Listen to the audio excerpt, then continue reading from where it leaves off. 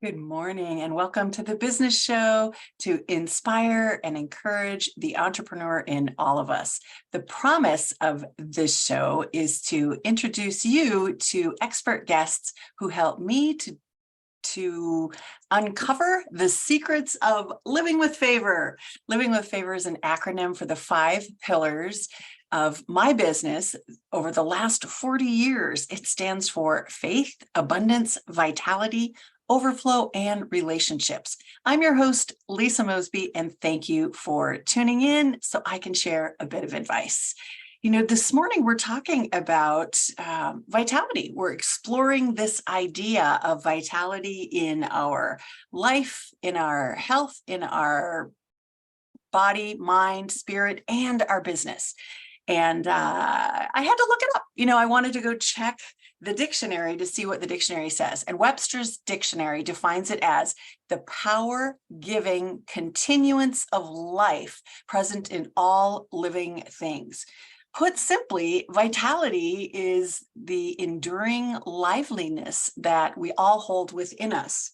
And I wanted to explore this idea of not just being in our body, because sometimes we think of vitality as a health issue, right? Like, are we vital in our health? How are we living our life? And it's more than just the body's health.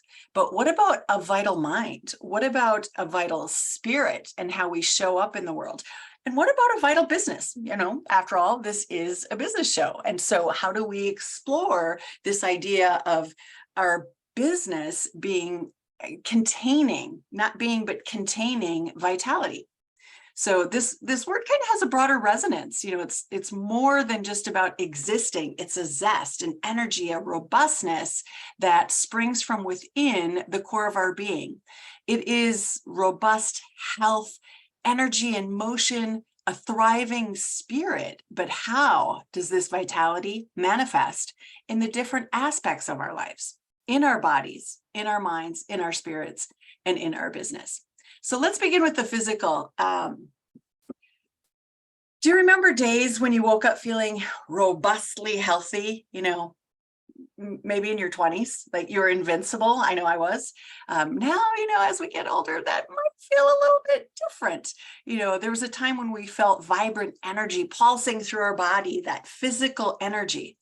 It doesn't come from just being free of disease, but from regular exercise, proper nutrition, adequate rest, overall balance in life. You know, when we take care of our bodies, we are rewarded with a vitality that gives us the stamina and vigor to fully experience our life day to day. As we age, sometimes we lose vitality, maybe because of our health or our energy, or maybe we're not just fulfilling and doing what it is that we love to do. So this month I have 4 expert guests who work in the area of wellness and vitality.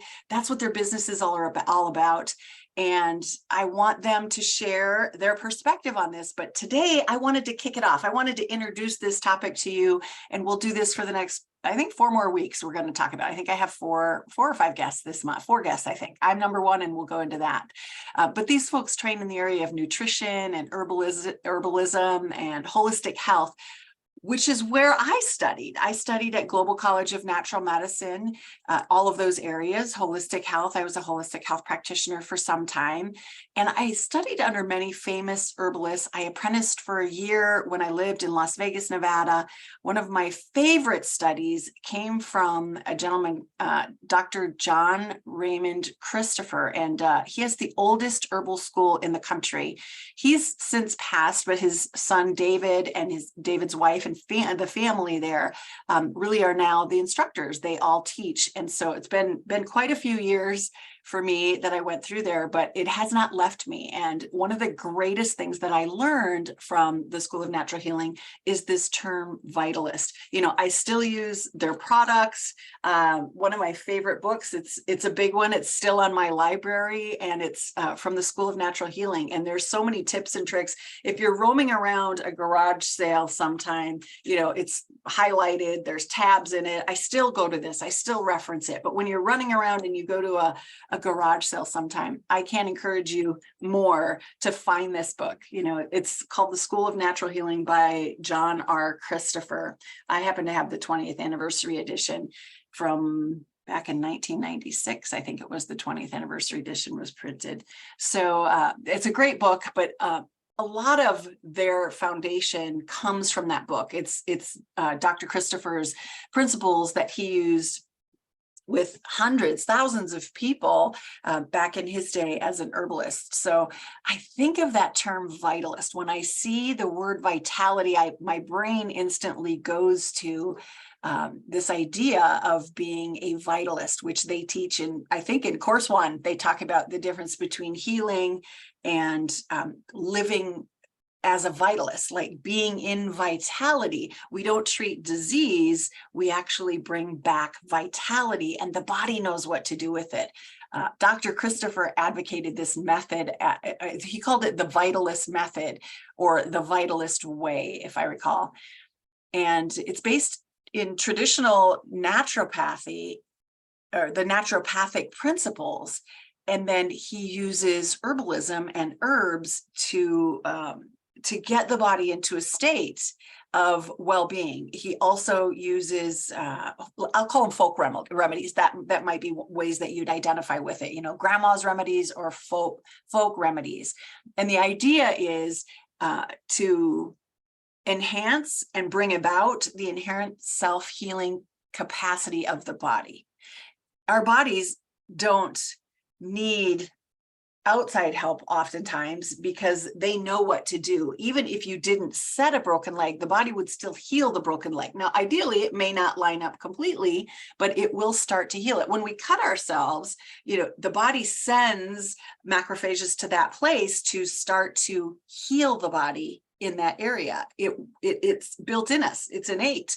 And so there are things that we can do to cause that to happen more effortlessly or in a better capacity. You know, setting a broken bone and allowing the body to heal it helps it to get closer to where it was before it was broken.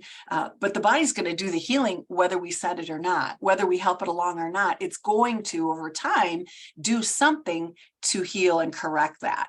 And what we want to talk about today are kind of those key principles in the vitalist way. And so I grabbed a few of them. I don't remember how many I wrote down here, but I'm just going to run through them. Number 1, self-healing. You know, central to the concept is the belief that the body, given the right conditions, can heal itself. Vitalists aim to facilitate the healing power through working with natural order, trusting in the body's design to heal, and using whole foods, clean water, sunshine, sleep, stress management, and the power of the natural resources that are around us. So that's number 1, self-healing, that we can aid in that, but the body does the work.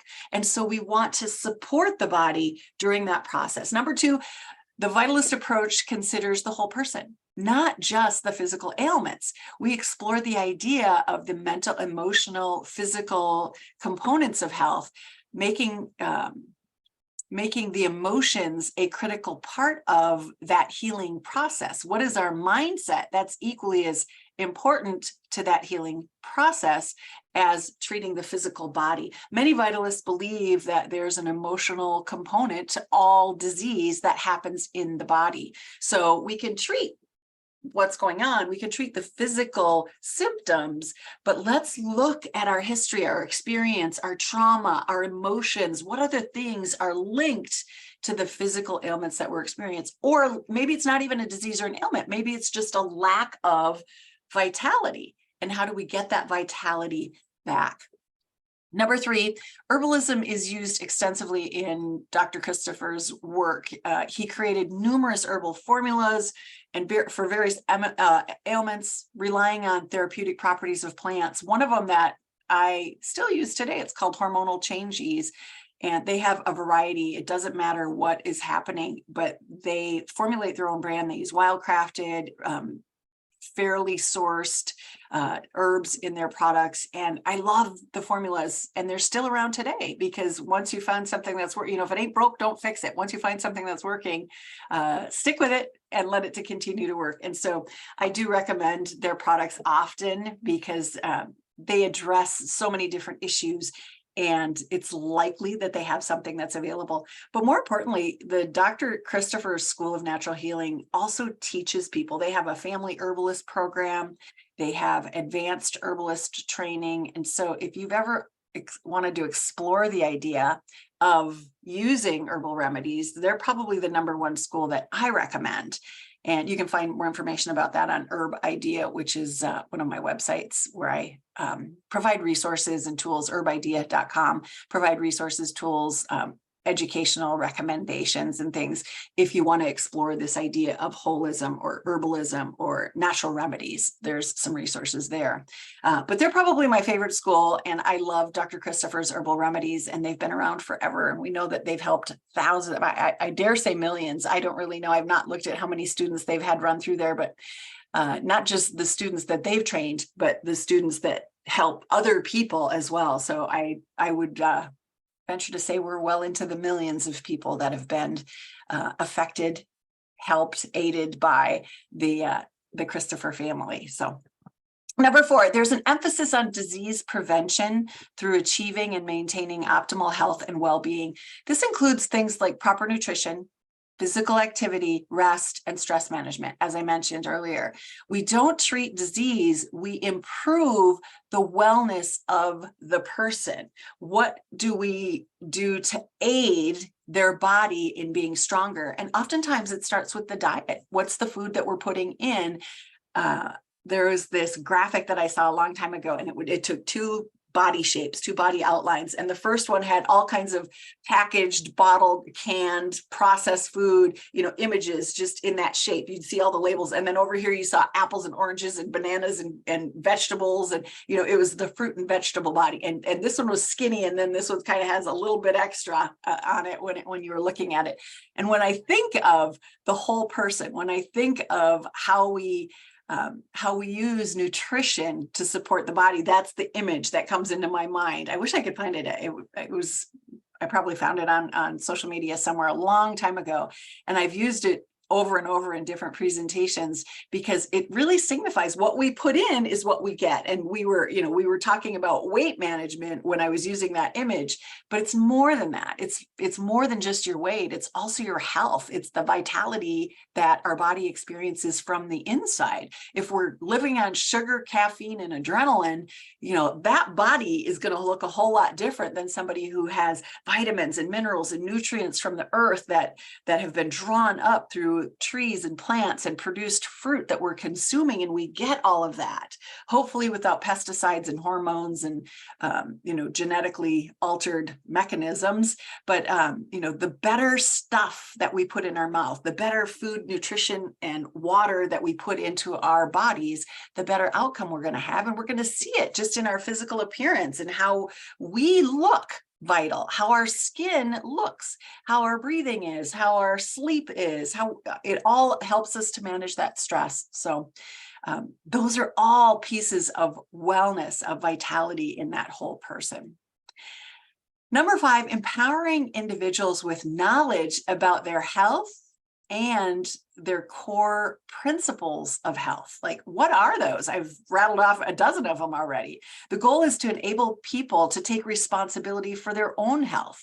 Are we really taught to operate this body? There was a book recently called The Owner's Manual. And I think of that as, is that actually, it's a business book, but I think of the word owner's manual when it comes to this body. We pop out, mom, dad take care of us. And so our owner's manual comes from them. Whatever they knew what to do, whatever they, however they learned to take care of their body and their vitality and their health becomes our owner's manual. We learn by observing and by receiving, and then we, pass that along. And so do we need an owner's manual? And is there an owner's manual? If we look to nature, if we look to grandma's remedies, if we look to those holistic natural remedies that have been around for centuries, I think that's a better owner's manual than a lot of the ones that we're looking to today. The secrets are within us. We have that healing power. Those healing secrets are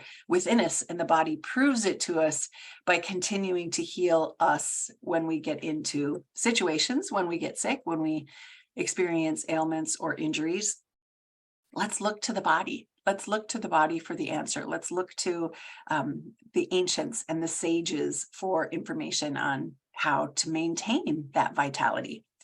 These principles reflect a holistic view of health that aligns with many traditional and what we call alternative healing systems.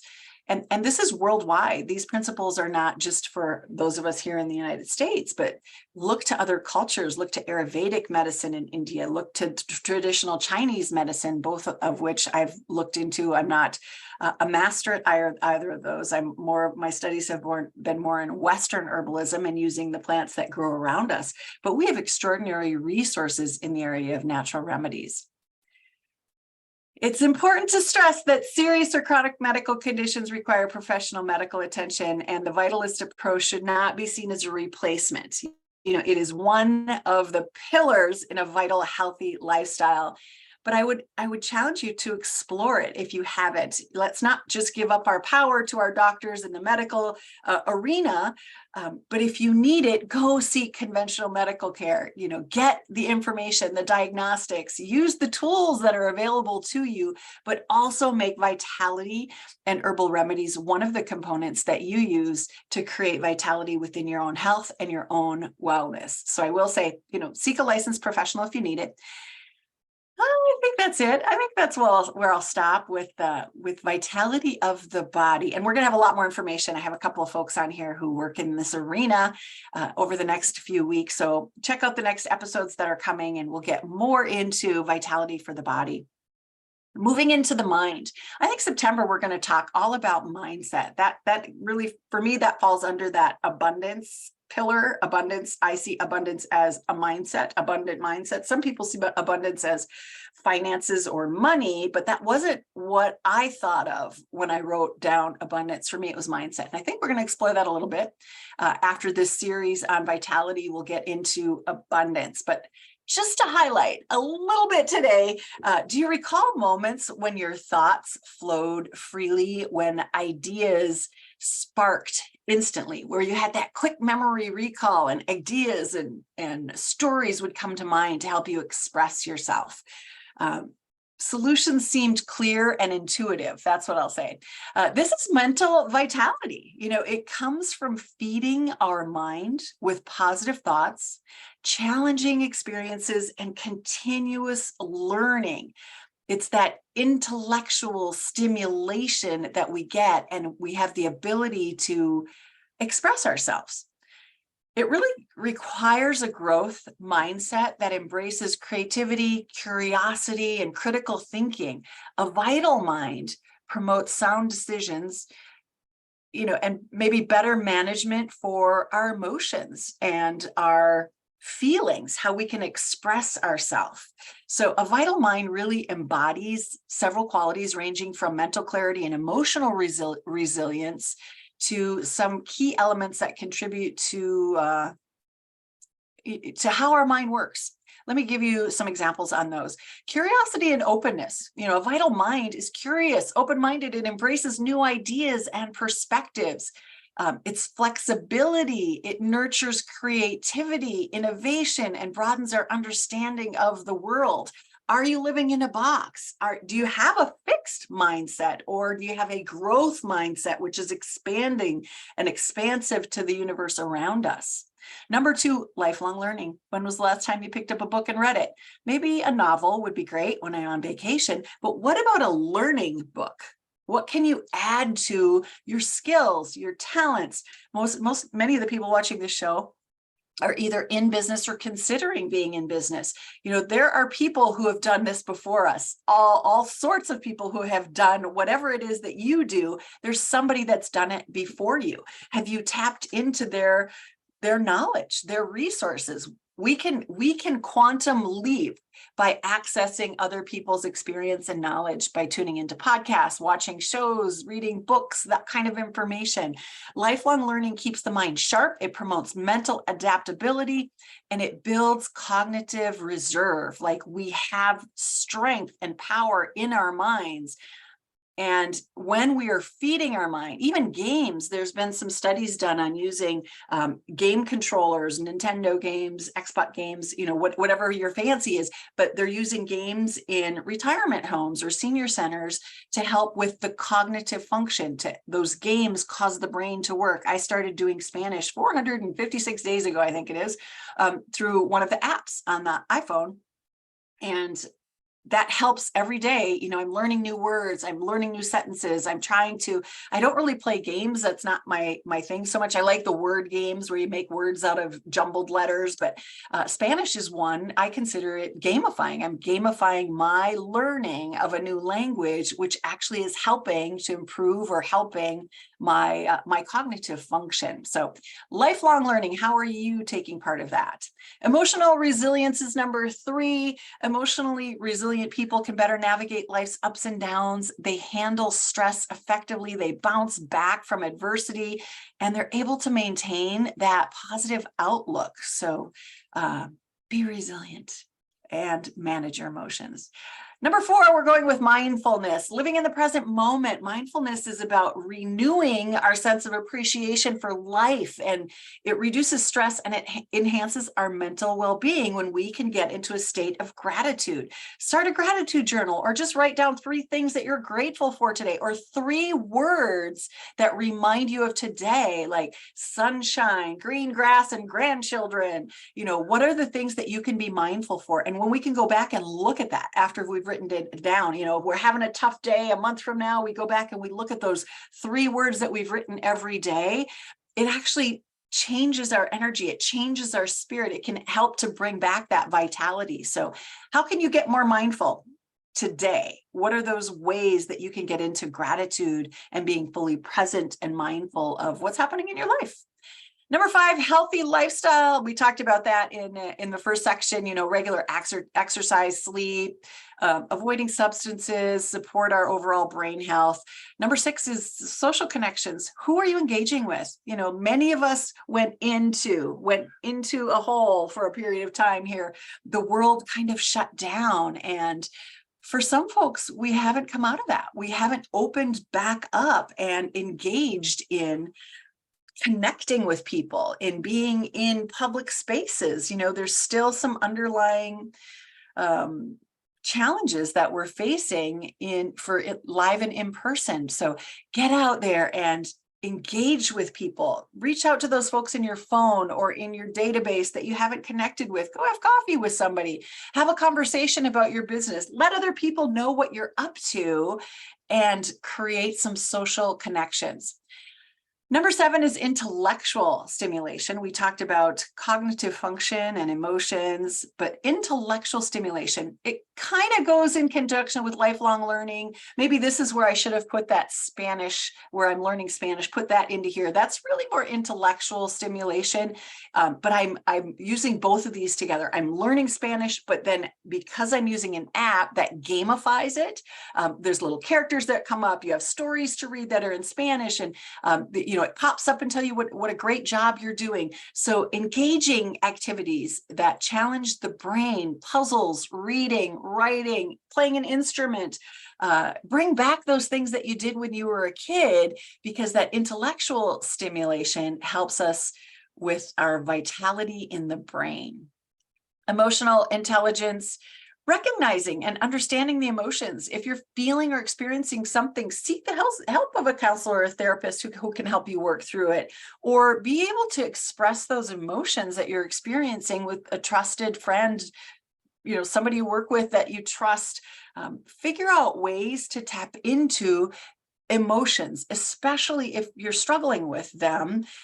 You don't have to stay stuck. emotional intelligence, emotional resiliency helps, and it contributes to the vitality of our brain and our body.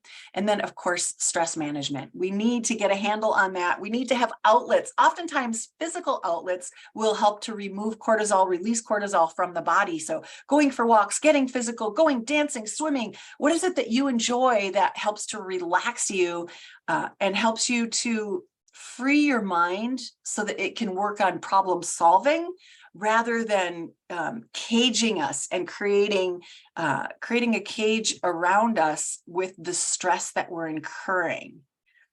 And then positivity. I think I'll end on positivity. Positivity fuels an optimistic lifestyle. It helps with our happiness.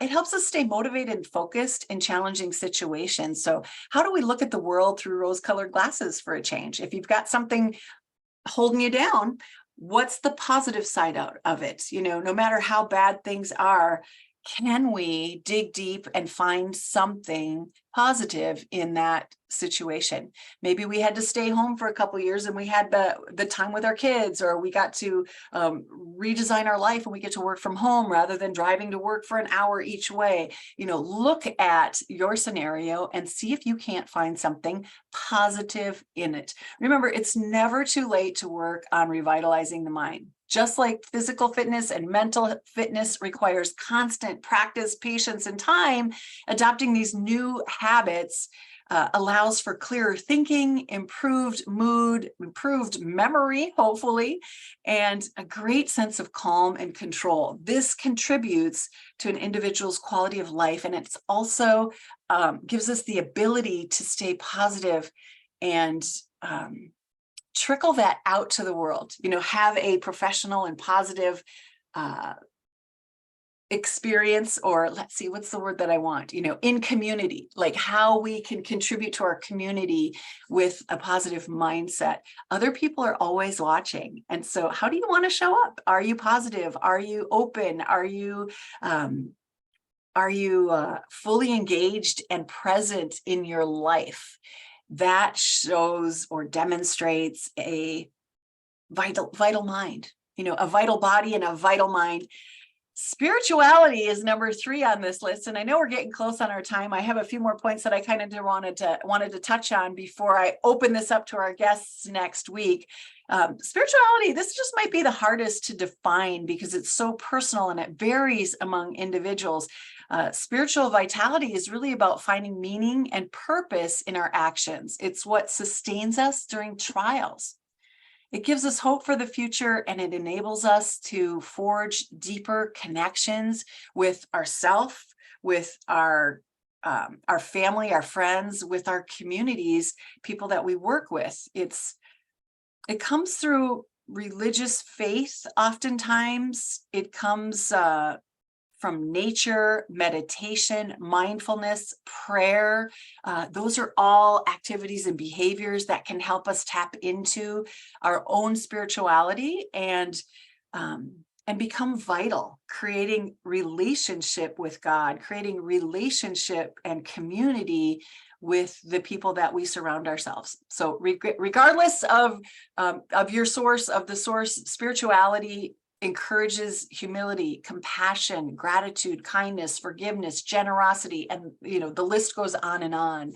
So again, all of these, body, mind, and spirit, it's who are you being? How are you showing up? How are people perceiving you in the world? And would they describe you as living with vitality? I don't know. It's a good question. The last area is the business. This is a business show. And so all of these, you think, why does that matter? Because if you aren't showing up with vitality in your business, you're not going to draw in the clients that you want. You're not going to be able to work with your employees. Maybe you're a drain on the energy of the employees, or a drain on your business. But if you show up emotionally supportive and, intellectual and knowing and constantly studying and letting people see how you're a student of life, always learning and have the vitality and the vigor, the stamina to work those hours that it takes to to get behind your business and help it to be successful, people are going to join you. They're going to join that mission, join that purpose that you're on when you show up with vitality.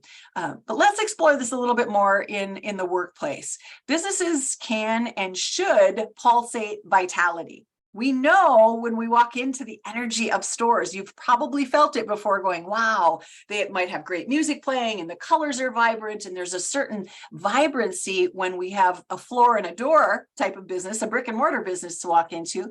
But for those of us who are working from home or online, how do we get that same vitality? How do we express that or reflect it to our audiences so that people want to do business with us through innovation, growth, resiliency, a strong sense of purpose, like letting people know, here, these are my 5 pillars: faith, abundance, vitality, overflow, and relationships. This is my mission. I'm here to inspire and encourage women to get into entrepreneurship, to have their own business. Like, who are you? What do you stand for? And how are you expressing that to your clients and customers? A company full of vitality continues to evolve, continues to learn. They continue to adapt their businesses. Failure is going to happen. Doesn't matter who you are, doesn't matter how big you are. Companies have failures. We try things, we're out on the cutting edge, and sometimes things don't work.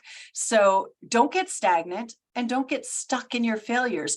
Learn from them, anticipate the future, adapt with new products, new services. Connect with people who are outside of your sphere of influence and strategize on new directions for your business. And most importantly, a vital business values its people. Value the people that you work with, that work for you, the people that you work for, and promote a culture of respect, inclusivity, and well-being. That's what vitality in business looks like to me. It's about being alive and having a lively business that's growing and expanding. Dynamic is another word that comes to mind. Purpose, dynamic, having a passion and a zest for life. Ultimately, vitality is a choice, an approach to living that we consciously embrace. We have to make the choice. How are we going to nourish our bodies? How are we going to nourish our mind, stimulate our mind, uplift our spirits, and promote growth in our businesses? And it's these choices that ignite the transformative power of vitality. Our time is our time, and it's finite. We don't know, most of us don't know how much we have. I don't know that any of us do. But with vitality, we get to experience life in its fullest, most vibrant form, enabling us to leave enduring imprints, to truly say that we did not just live, but we lived well and wholly. Do you need to make some changes? I urge you to take hold of vitality, harness its potential, and allow its invigorating energy to permeate every aspect of your life. As we journey around and through and along this path, we start to realize that vitality is not just the art of living, but being alive, feeling the emotions, feeling the joy, feeling the gratitude, and being alive. If you'd like to discuss vitality in your business, I encourage you to pop over to my website. That's Lisa Mosby, MOSBEY.com, lisamosby.com, and book a time with me. Grab 30 minutes for us to chat more about your vitality in your business and how we might be able to expand opportunities that you've created or bring in some new vital energy that will give you that kickstart, that jump, that up level that you might be wanting to do. And if you're brand new to this entrepreneurship idea and you want to talk about what options are there for you, if you want to explore your experience and your what gifts you have that you can contribute to the world, I invite you to let's chat 30 minutes. We'll have coffee, because I love doing that, have coffee together on Zoom, and we'll dive deeper into this idea of vitality for your business.